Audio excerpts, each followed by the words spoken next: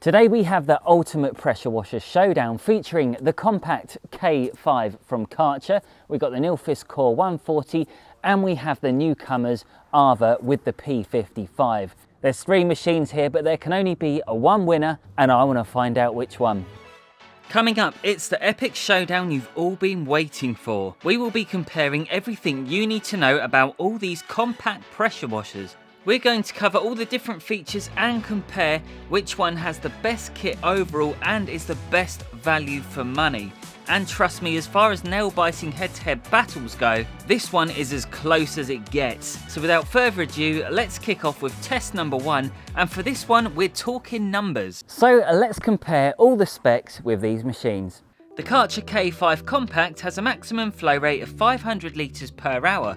And the Nilfisk comes in just short at 474 litres per hour.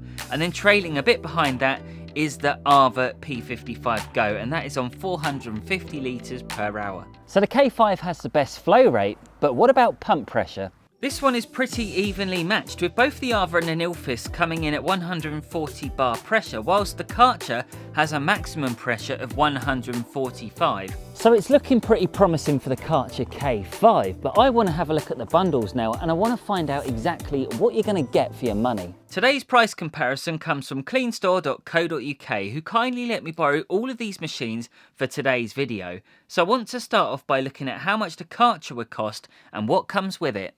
This compact model comes with two nozzles and an 8-metre hose, and it comes with a handle and wheels, and it's going to cost you around £229, which makes this the most expensive one of the bundles. So the Ava Go large bundle includes a snow foam cannon, two nozzles, an 8-metre hose, and remember, it also becomes a stubby gun, plus it has an extendable lance as well, and this one would cost around £224. And then we move on to the Nilfisk Core 140, and this model is the power control, which basically means you get a 6-metre hose, and this one is the cheapest by far, and you still get plenty of accessories too, including two nozzles, a chemical bottle, and a wind-up hose reel, and the standard wheels and handles that come with it as well if you don't want to lift it around. And the price for this model comes in at £135, so it's £94 cheaper than the most expensive option. So Nilfisk look like they've got this one in the bag, but there are two major drawbacks with the Karcher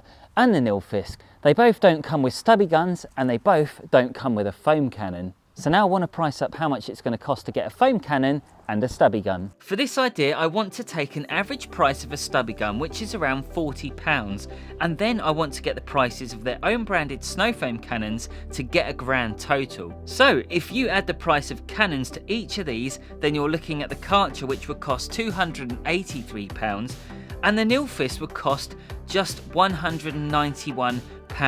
So even buying the extra bits, you're still getting so much more for so little with the Core 140. So Nilfisk are back in the game with their first point. So the Nilfisk won hands down, but I will chuck one more thing into the ring, and that is the telescopic lance. You cannot get it with the Karcher or the Nilfisk, but you will get it with the Ava. So let's move on to the hoses, and this is going to be the biggest make or break decision for you, because if you get one that's not long enough or it's going to be not as good quality, you're then going to have to do the research and fork out for a new one. So let's take a look at all three hoses and pick which is best.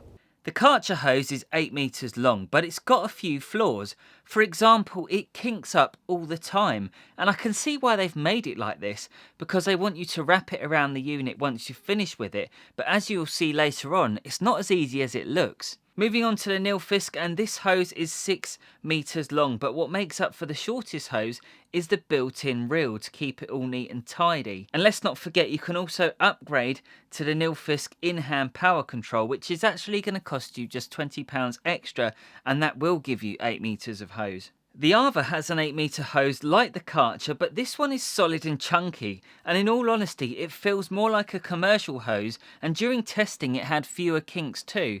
So in my opinion, the Ava has the best hose hands down. But let's talk about storage. Let's find out which one can fit the most accessories on it and which one will store everything away the best. The Karcher storage isn't great, if I'm honest, so the lance is secure, but finding a home for the cable isn't easy, and wrapping the hose just takes forever because it keeps kinking up, and then you need to pull the rubber band over to hold it all in, and I'm an impatient person, so after several minutes, I just gave up. The Ava, however, was much better than the Karcher, and almost everything had its own place. The cable easily had its own home underneath, and the accessories had their own holders, but it was just the hose that didn't attach to anything, but you could sit it in between the handle, so it's not a really dedicated housing for it, but nevertheless it was way better than the K5 Compact. The Nilfisk once again was good at everything apart from the cable holder around the back. It was similar to the fiddly Karcher one, and unless you spend time wrapping it slowly, it's just a mess, but still everything else was solid, and this machine had the most pros to it. So if you're considering going for a small pressure washer, you're probably going to want to go for something that's light as well. So let's find out and see which one weighs the least. The Karcher K5 Compact weighs 12 kilograms, making it the heaviest of the three, and the Nilfisk weighs in at 8.7 kilograms, whilst the Ava is the lightest at 7.3 kilograms. So if you're a weakling like me, then the Ava's a good choice. So the Ava P55 Go is the lightest machine, but what about the lances? So let's take a look at the Karcher lance. First of all, it's quite light, it's quite flimsy, and it's definitely not the best of the three, let's just put it that way. Everything just feels like it's very cheap, and it doesn't feel like it's going to last that long. As for the Nilfisk though, I mean, this thing's immense. Like, everything just feels rock solid. The quick release on it is just beautifully done. Everything just feels proper and like it should do for a good pressure washer. Even the nozzles here, everything just seems so quick and easy to do.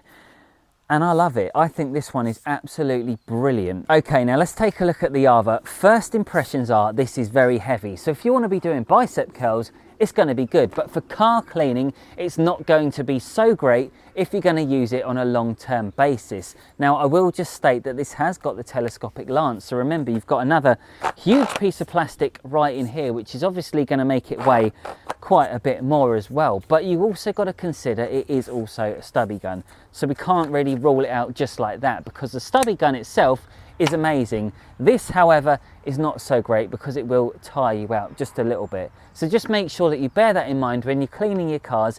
If you're going to be doing it for hours on end and you're trying to move your body too quickly, you might get yourself a bit of a bad back. Despite the weight of the Ava lance, it did come up with a solution by having a stubby gun. And no, it's not mega heavy, I am just exaggerating a little bit here. But I did notice after using it all day, I was getting a little bit tired quicker than normal. But then again, I am getting old, and the build quality of the lance is so good. But then so is the Nilfisk. So both get a point because I can't honestly pick a winner. The first impressions are the Karcher felt more powerful, but then again the lance was lighter, so you did feel that kickback. So I swapped the original Karcher lance for an Ava one, and it didn't feel as powerful. So it could be mind over matter, but still the Karcher packed a good amount of power.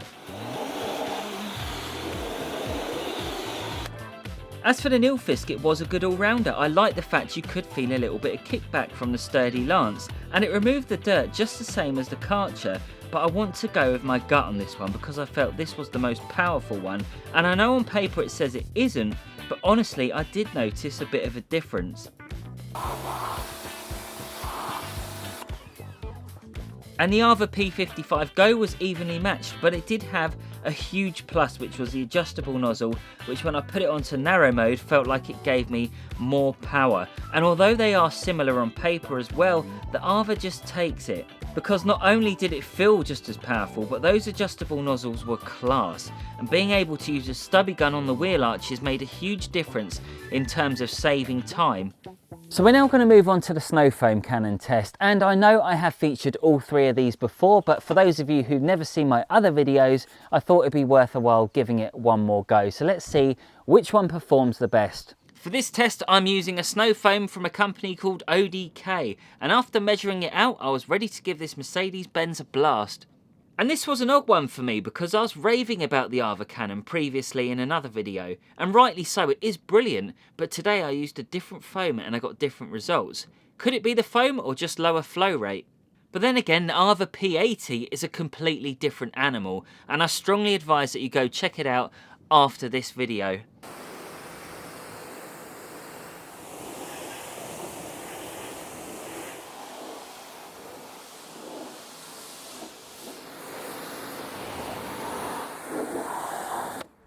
And again, I got different results with the Nilfisk, because before I used this foam cannon on the Core 125 and I got different results as well, and they weren't great before, but this time round they were much better.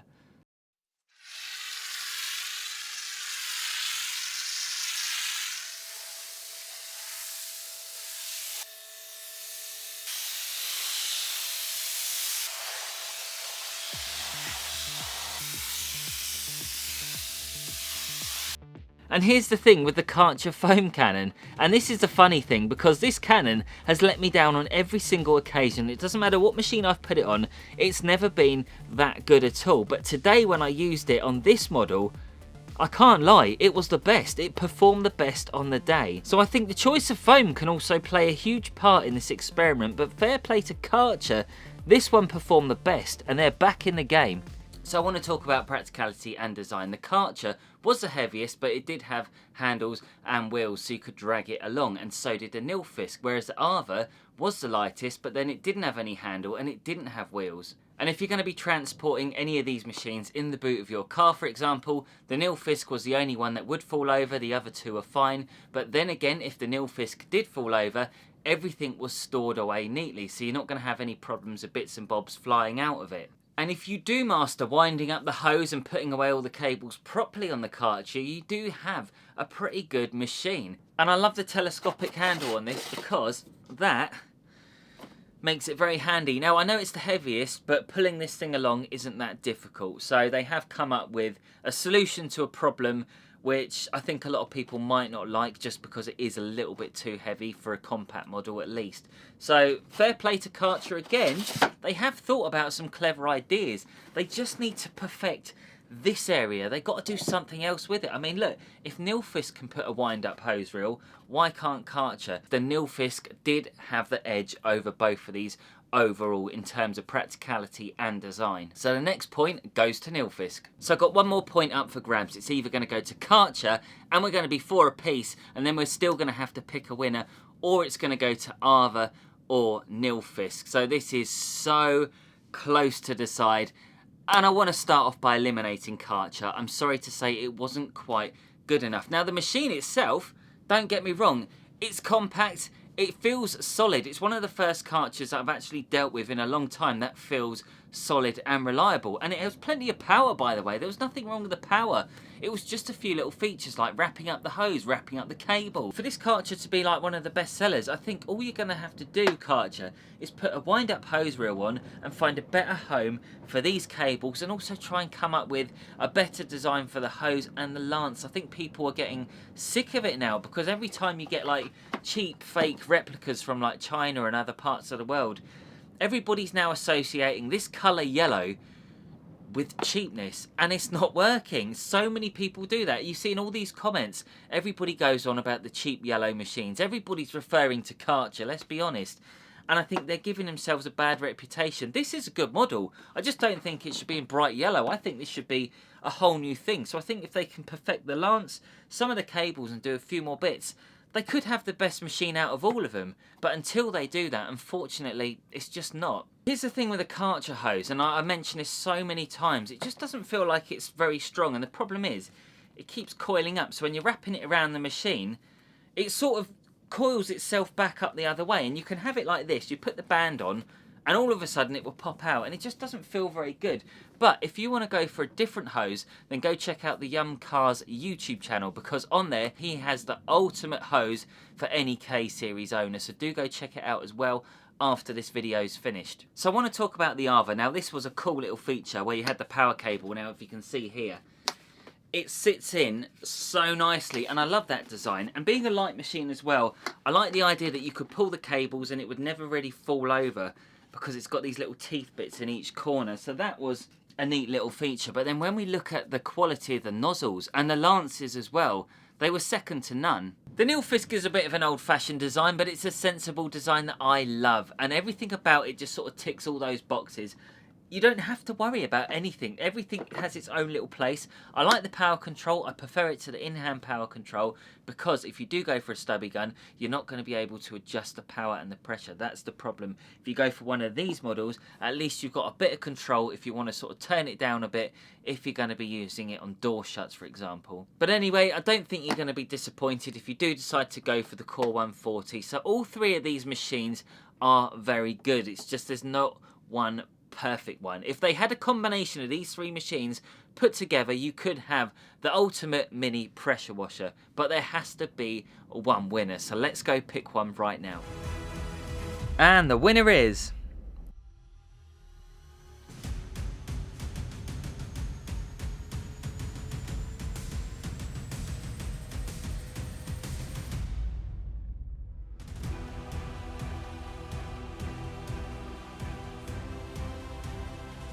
the Ava P55 Go. Is the ultimate champion because it's like they've listened to the car cleaning enthusiast, and they didn't just want to make a machine and say that will do.